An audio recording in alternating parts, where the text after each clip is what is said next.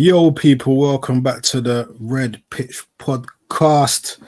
Myself, Cav, joined by Scance as always. And listen, man, we got some interesting things to talk about for the next few minutes. Let's go.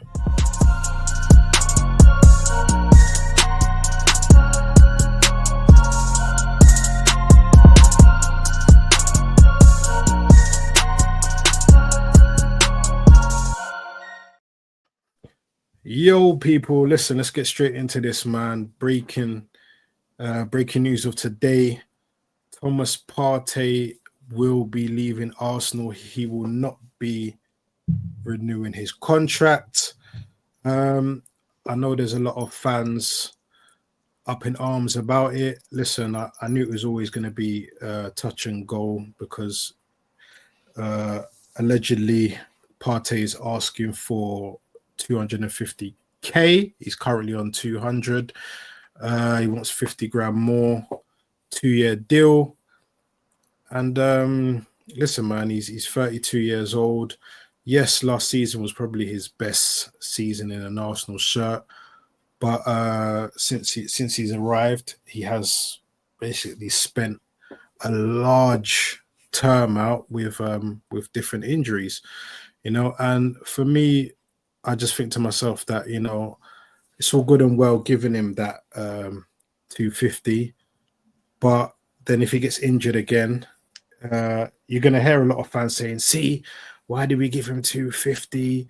He's injury prone, he's this and that. There'll be a lot of complaining, so we can't win either way.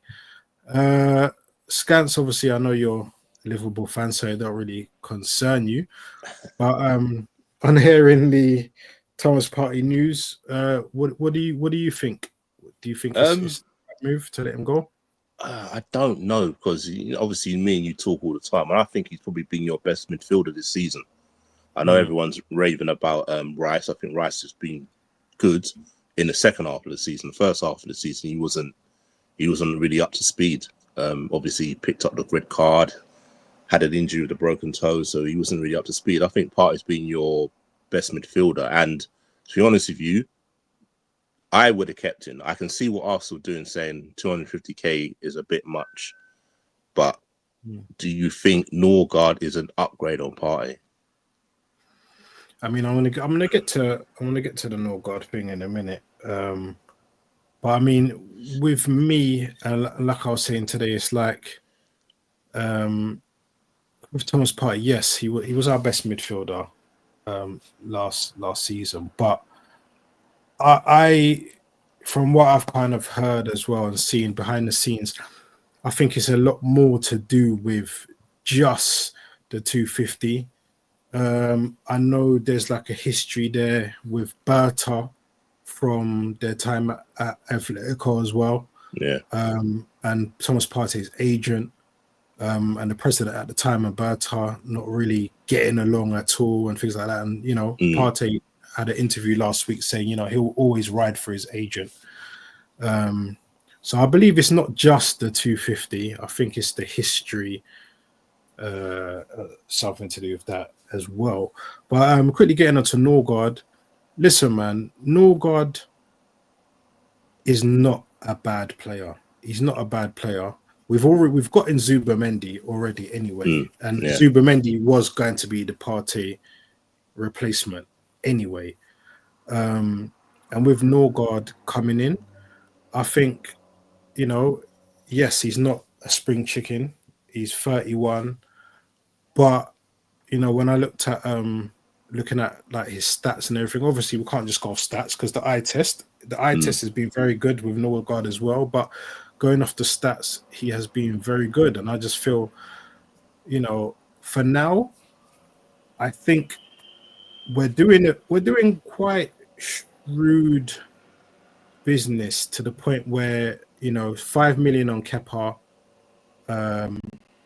47 to 50 on Zubimendi, and then another 7.5 to 8.5 on Norgard. We know that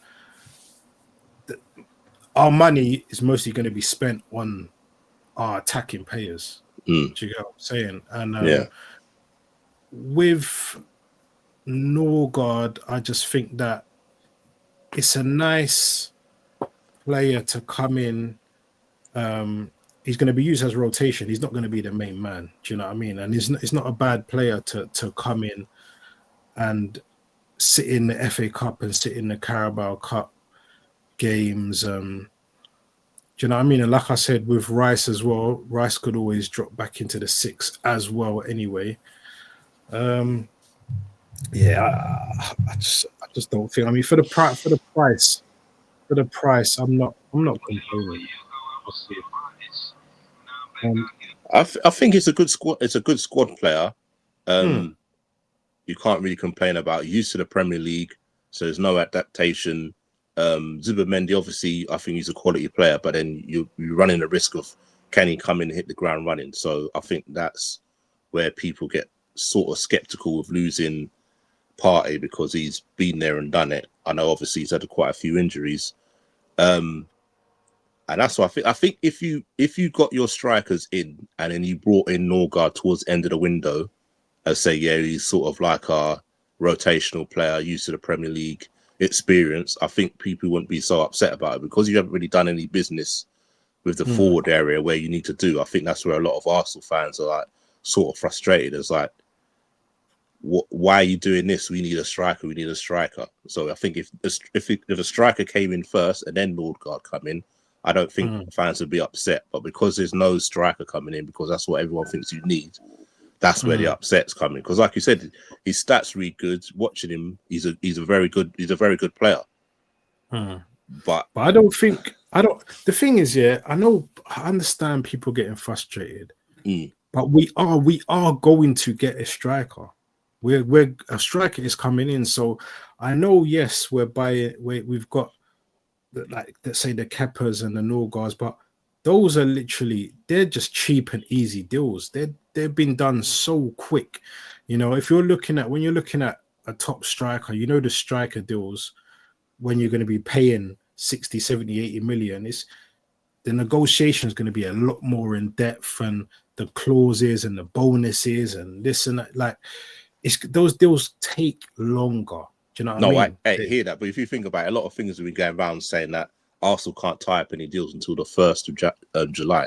So if you're hearing that you can't finish any deals until the 1st of July, and then you see Norgard coming in and you see Kepa coming in, it's like, well, hold on, did you say that we can't tie up any deals to first? I'm just playing like devil's advocate. Like I said, I think it's a good signing personally. But like I said, if the striker come in and then that he came alongside it, I don't think there'd be so much uproar.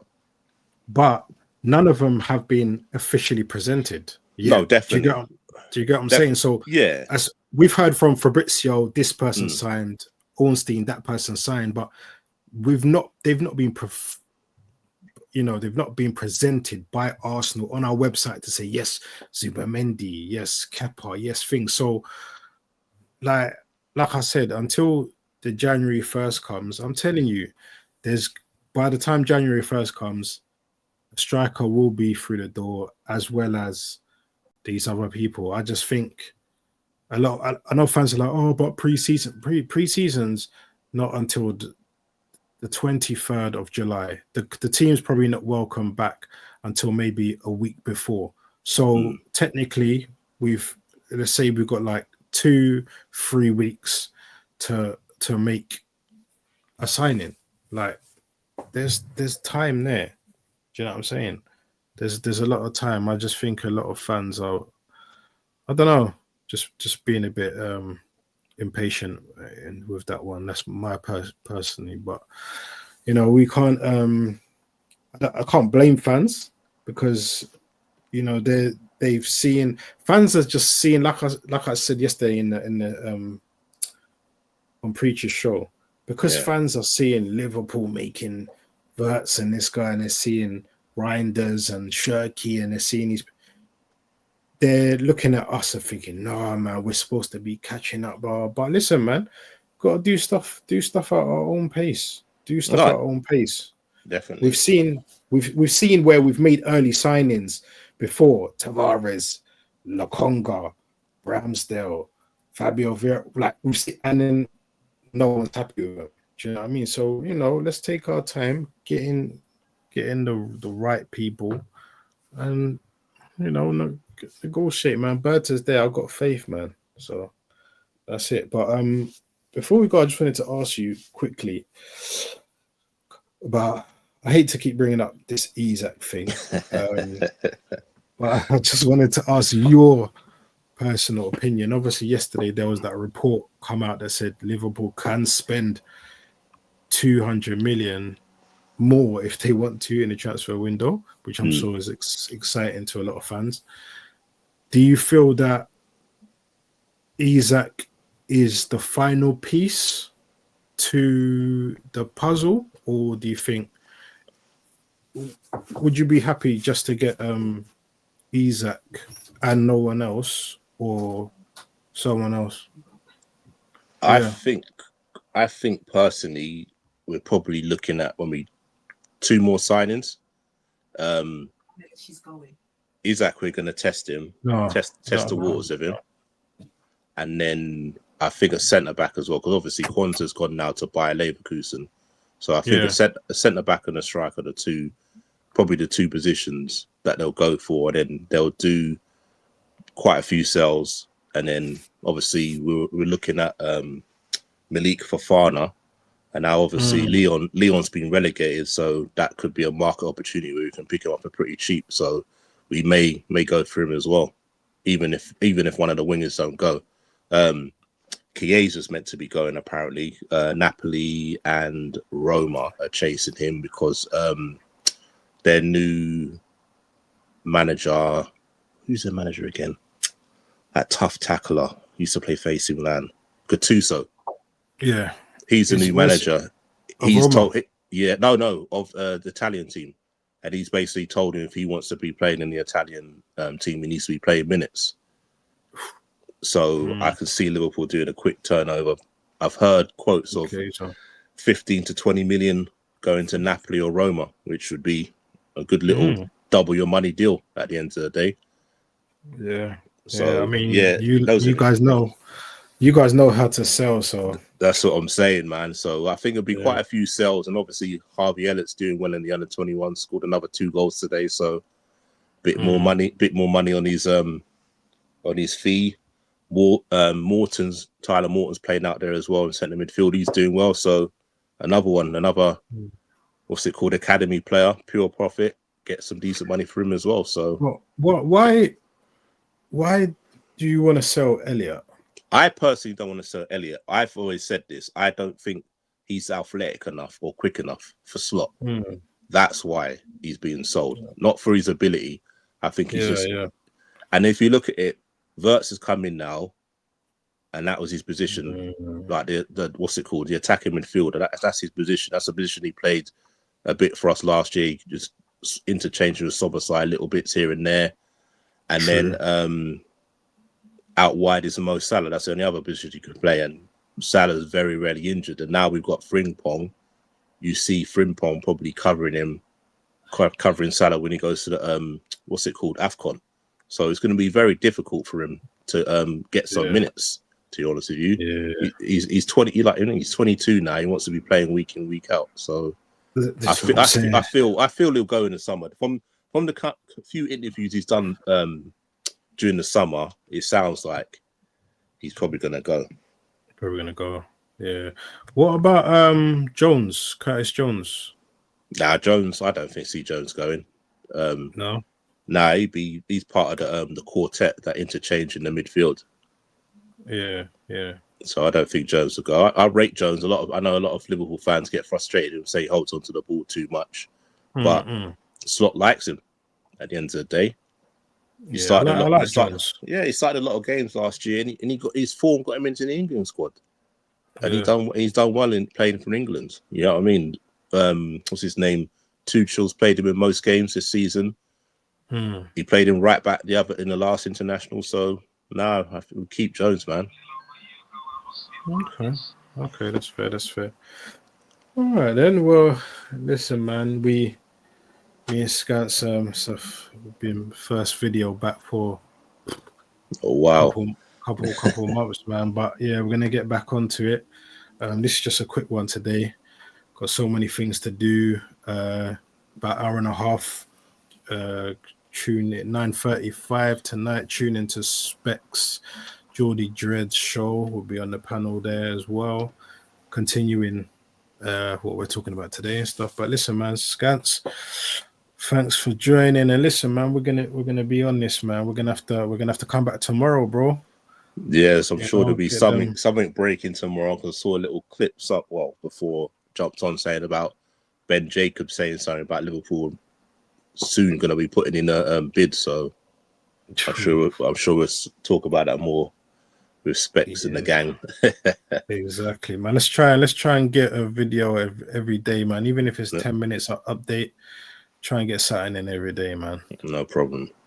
But listen, thanks for joining, everyone. Like, share, subscribe. Me and Scants. We'll probably be back tomorrow, man. So tune in. Peace. Later.